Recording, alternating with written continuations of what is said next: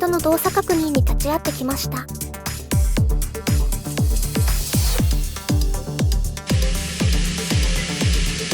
まずは空運転で確認してみます。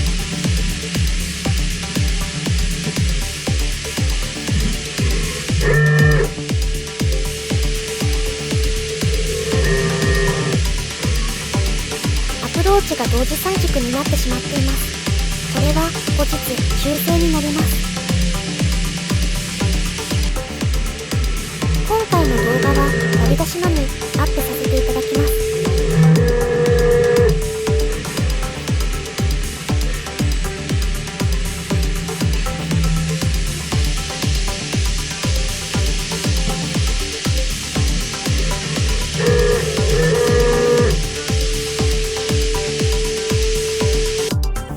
これは今回使用したマスターキャモのファイルになります。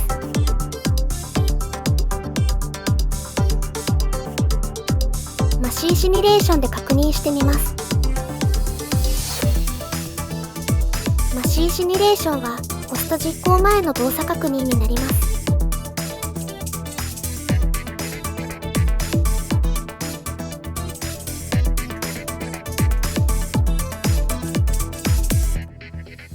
このデータで実際に加工してみます。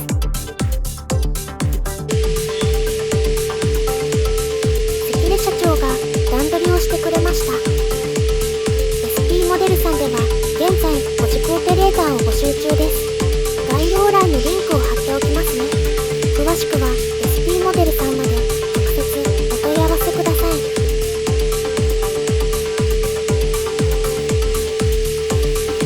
このコードに問題があったので、クーラントはなしで加工しています。ここからは10倍速で進めます。MIDI ダイナミック加工。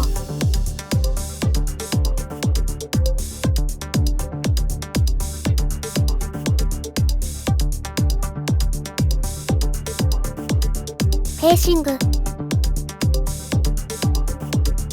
MIDI ダイナミック加工。ヒール加工。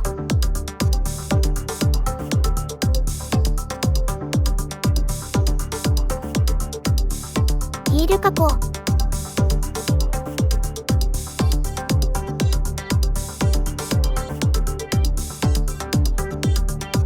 MIDI ダイナミック加工。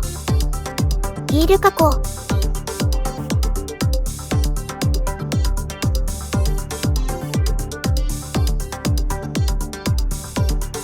MIDI ダイナミック加工。輪郭加工。サークルミル。終わりました。BMG 森の堂本さん、とても親切な方でよかったです。ありがとうございました。